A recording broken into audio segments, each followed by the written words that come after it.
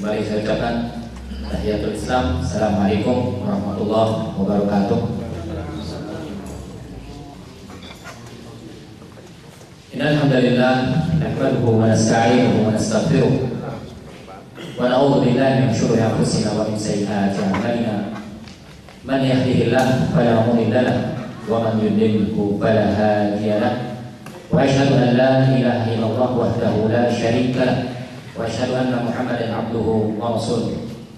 Qala Allah Ta'ala a'udzu billahi minasy syaithanir rajim. Bismillahirrahmanirrahim. Ya ayyuhalladzina amanu taqullaha haqqa tuqatih wa la tamutunna illa wa antum muslimun. Ya ayyuhan nasu taqu rabbakum alladzi khalaqakum min nafsin wahidatin wa khalaqa minha zawjaha wa batha minhuma rijalan katsiran wa nisaa'a wattaqullaha alladzi tasaaluna bihi wal arham innallaha kana 'alaikum raqiba. Ya ayyuhalladzina amanu taqullaha wa qulu qawlan sadida yuslih lakum a'malakum wa yaghfir lakum dhunubakum wa man yuti'illaha wa rasulahu faqad faza fawzan 'azima. Amma ba'd, fa inna khairal hadithi kitabullah wa khairul huda huda Muhammadin sallallahu alaihi wasallam. Wah, ini agak pelit juga ya. Sallallahu alaihi wasallam. Wa syarrul umuri muhdatsatuha wa kullu muhdatsatin bid'ah wa kullu bid'atin dhalalah fil hadits wa kullu dhalalatin fin nar. Alhamdulillah, kita panjatkan puji serta syukur kita kepada Allah Subhanahu wa taala di sela-sela kesibukan yang kita hadapi, juga di sela-sela masalah sama yang kita hadapi, karena tidak mungkin kita yang hadir di sini tidak memiliki masalah, baik masalah pribadi ataupun masalah keluarga, masalah dengan teman, masalah dengan majikan, masalah dengan siapapun. Dan kita, alhamdulillah, Allah Subhanahu wa taala masih menyayangi kita. Di sela-sela kesibukan tersebut, kita masih bisa menghadiri majelis taklim yang mulia ini. Dan tentunya tidak gratis. Kita jauh-jauh, jangankan dari yang paling jauh di sini, ada yang paling jauh? Yang paling jauh juga Jawa Barat.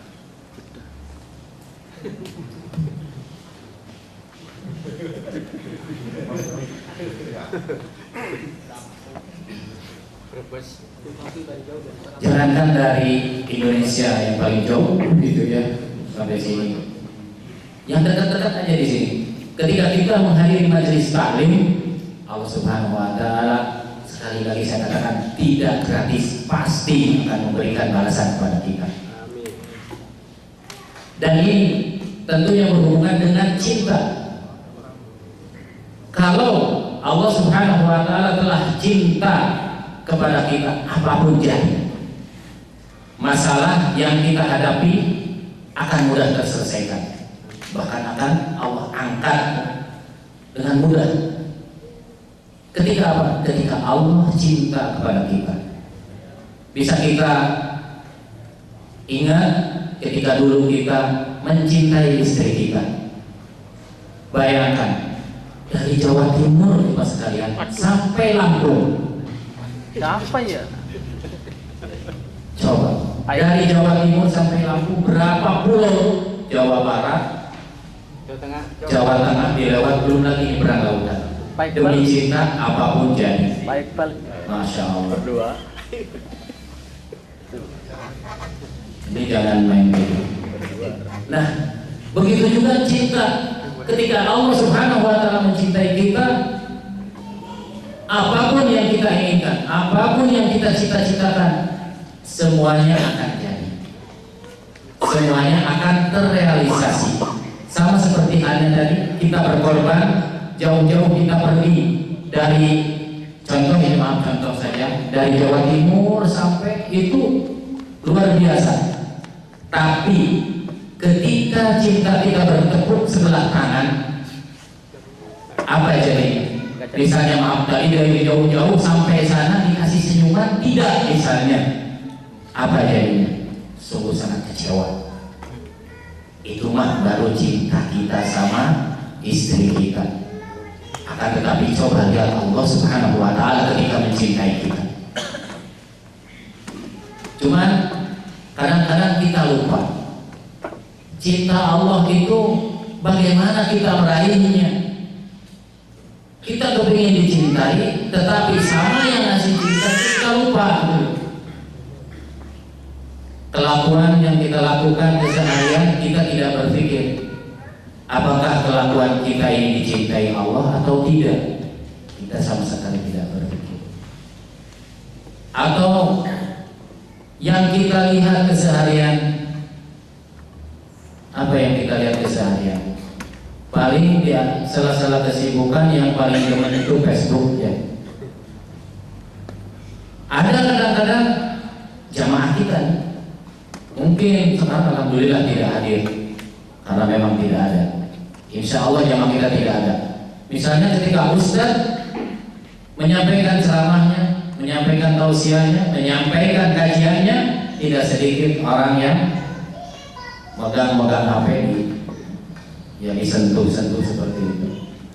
Ini artinya kita sedang mengharapkan ridho Allah, kita sedang mengharapkan cinta Allah, tetapi kelakuan-kelakuan kita jauh dari yang diinginkan oleh Allah tersebut. Masya Allah, kita yang hadir di sini dalam rangka supaya Allah Subhanahu wa Ta'ala mencintai kita. Akan tetapi luruskan niat kita ketika kita datang jauh-jauh dari sini.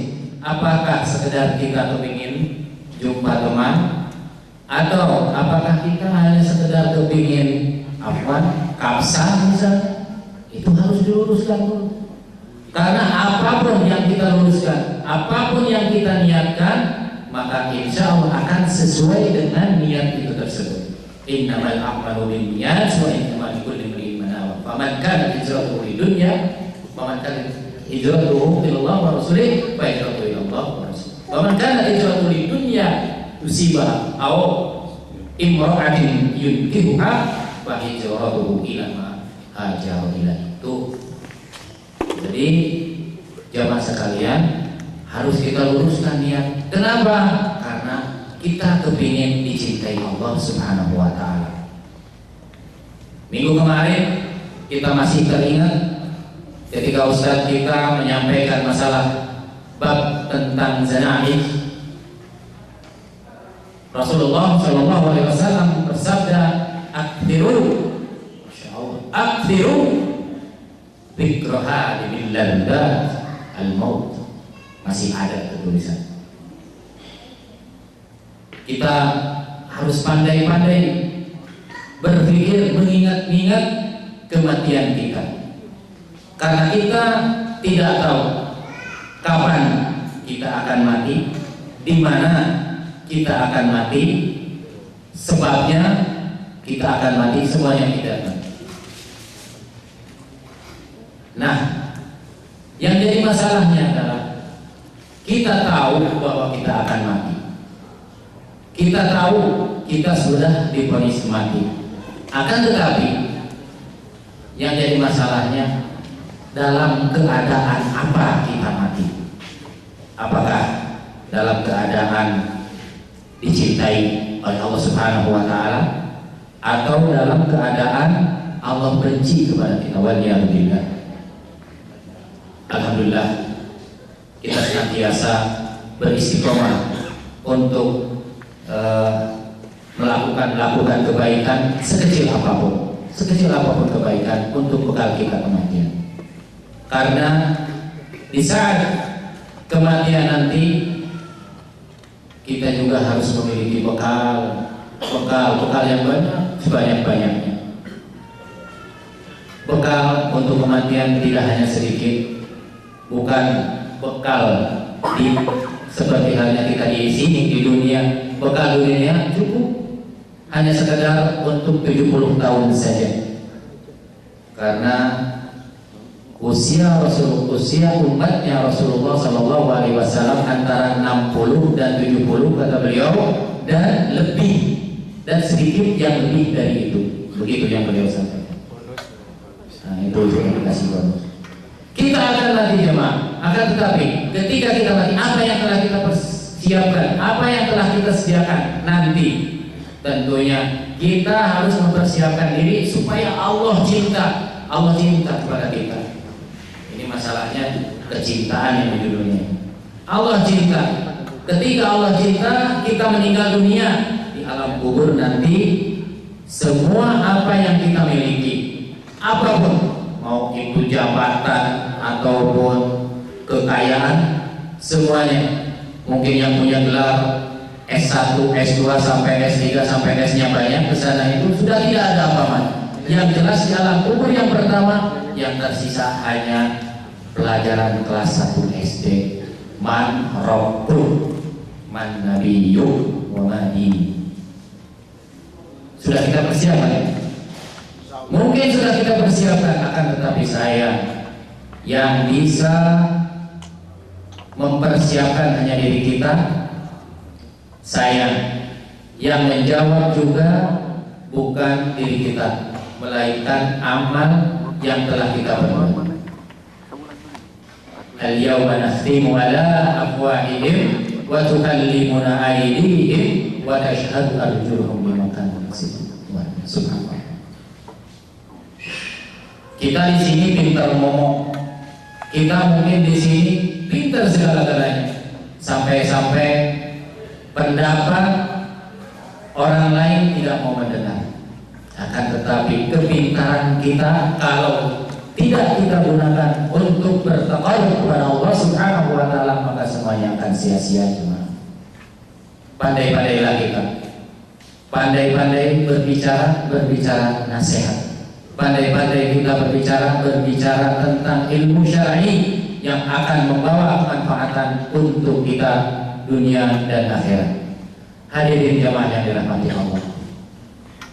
Alhamdulillah kita di sini tidak salah gaul. Kita tidak salah bicara juga, insya Allah bismillah. Karena pergaulan yang tiap hari mungkin kita berkumpul di dalamnya, dan perkataan juga, maka itu akan menunjukkan siapa pribadi kita. Kita bergaul di mana? Nah itulah pribadi kita. Apa yang kita ucapkan, nah itulah pribadi kita yang sebenarnya siapa. Jadi mudah, karena yang namanya mulut itu akan mengeluarkan isi hatinya saja. Isi hati jelek, maka akan keluar yang jelek. Isi hati bagus, maka akan keluar yang lebih bagus. Hadirin sedikit lagi saya minta maaf.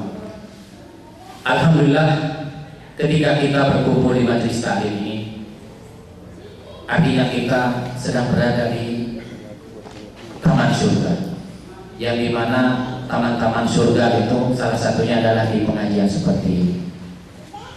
Makanya ketika orang, teman, siapapun yang ngajak ngaji kepada kita, artinya ia sedang mengajak kepada surga, mengajak ke surga.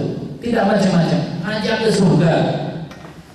Hanya saja tidak sedikit di antara kita orang yang tidak memahaminya, sehingga ketika dia diberi waktu, diberi kesehatan, dan juga diberi luang, maka tidak sedikit yang mereka gunakan untuk bukan mendekati Allah Subhanahu wa taala, malah menjauh dari Allah Subhanahu wa taala. Kita ingin rahmat Allah menyertai kita.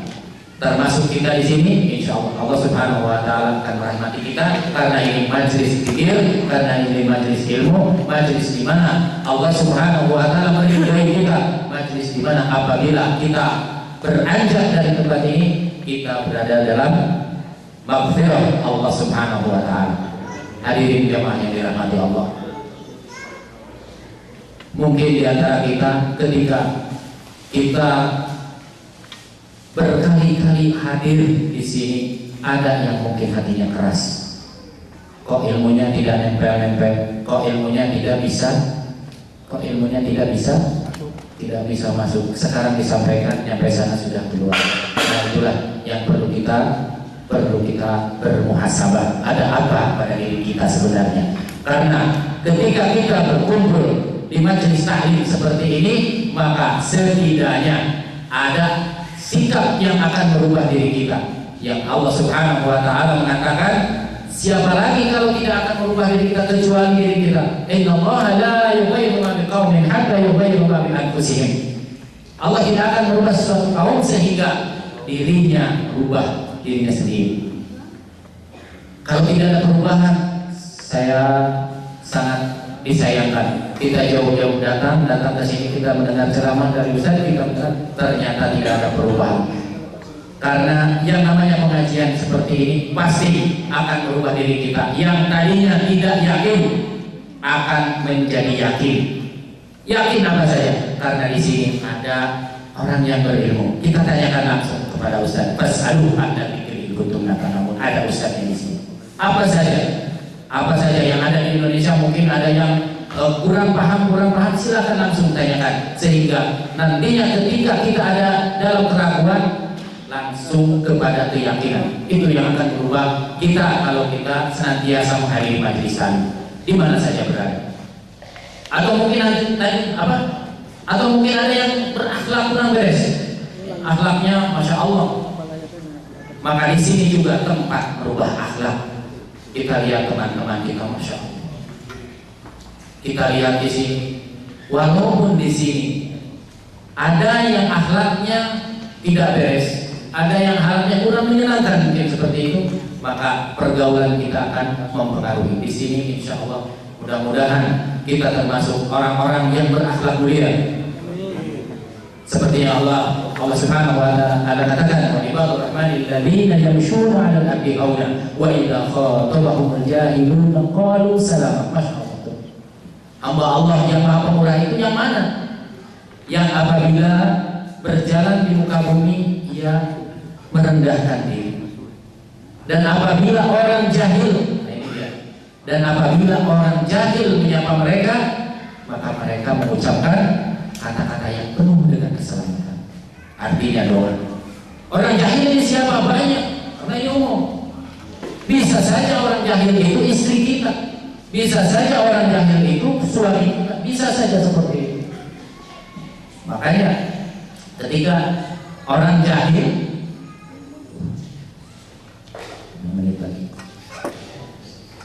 makanya ketika Allah Subhanahu wa ta'ala berfirman seperti ini, maka kita akan bermuhasabah, apakah kita termasuk hamba Allah yang Maha Pemurah atau tidak.